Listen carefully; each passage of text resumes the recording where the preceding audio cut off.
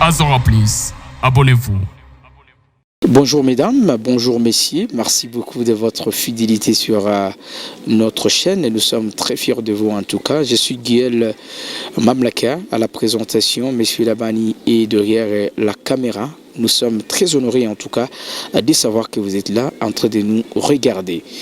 Pour aujourd'hui, nous avons le plaisir en tout cas dans cette tranche d'actualité de recevoir le numéro 1 du parti politique cher Amatata Pogno au Nord Kivu, LGD, M. Bruno Moutouré, avec qui nous allons devoir prendre des analyses par rapport au discours du chef de l'État, à la personne de Félix Tshisekedi, au concret. Mesdames et messieurs, bienvenue. Merci beaucoup.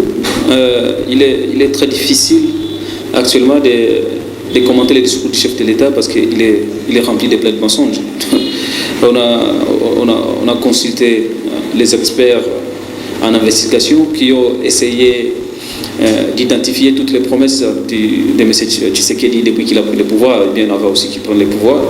Et si on amène jusqu'à comparer dans son discours, c'est des choses complètement différentes. Et ça veut dire que c'est une personne qui a gouverné sans programme. Il n'y a pas plus d'une année que ça qu'il a reconnu avoir beaucoup de difficultés. Il a pointé l'armée, la justice, la police, l'éducation, et il a dit qu'il était en train de jouer là-bas. Il a regretté même, n'est-ce pas, sa rupture avec le FCC-CAJ. Il a dit qu'il allait améliorer. Je ne sais pas dans quelle magie. Il n'a pas pu reconnaître tout ce qu'il a dit il n'y a pas plus d'une année et dire qu'il a réussi sur les points saillants dans sa gouvernance pendant les dernières 5 années et les dernières 5 années aussi unique mandat qu'il vient de passer au gouvernement en tant que président de la République. Et donc, si nous parlons par exemple de la sécurité, parce qu'ils vendent un peu la question sécuritaire, disant qu'il a instauré l'état de siège en province de Nord Kivu et de l'Ituri pour régler la question de la sécurité.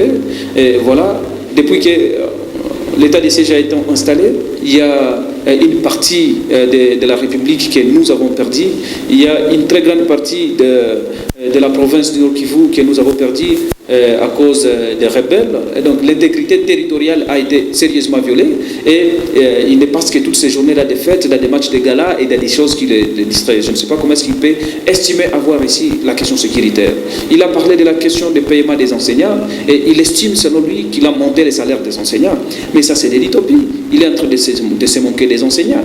Je pense qu'il a parlé de ça, ne sachant pas qu'il a aussi causé une dépréciation monétaire qui ne dit pas son nom, parce que avec la stabilité monétaire, les enseignants, les militaires et les anciens des fonctionnaires publics recevaient beaucoup d'argent plus que ça. Il a dit qu'il a réglé la question de la liberté de la presse. Et là, encore une fois, il a trompé, parce que si il faut poser la question à la presse, beaucoup de journalistes sont muselés. Il y a un journaliste éminent, M. Stanis Boujakera, qui est en train de courir en prison aujourd'hui parce qu'il était en train de faire son travail.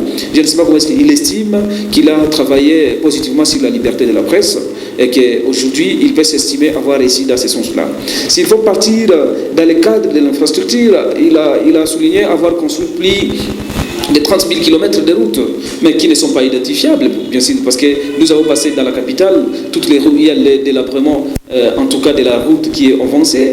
Il n'y a aucune province qui a été reliée à une autre. Si vous allez au Nord Kivu, au Sud Kivu, au Maniema, à Litou, toutes les provinces, il n'y a aucune, à part celle de Kinshasa et du Congo central qui a été reliée à l'époque de Kabila, il n'y a aucune province qui a été reliée à une autre. Ce qui fait aujourd'hui, nous ne pouvons, pour amener du pétrole à Goma, il faut passer par le Burundi, la Tanzanie, les Rwanda, et au lieu de passer par les sites Kivu directement. Donc, dans l'infrastructure, il a échoué.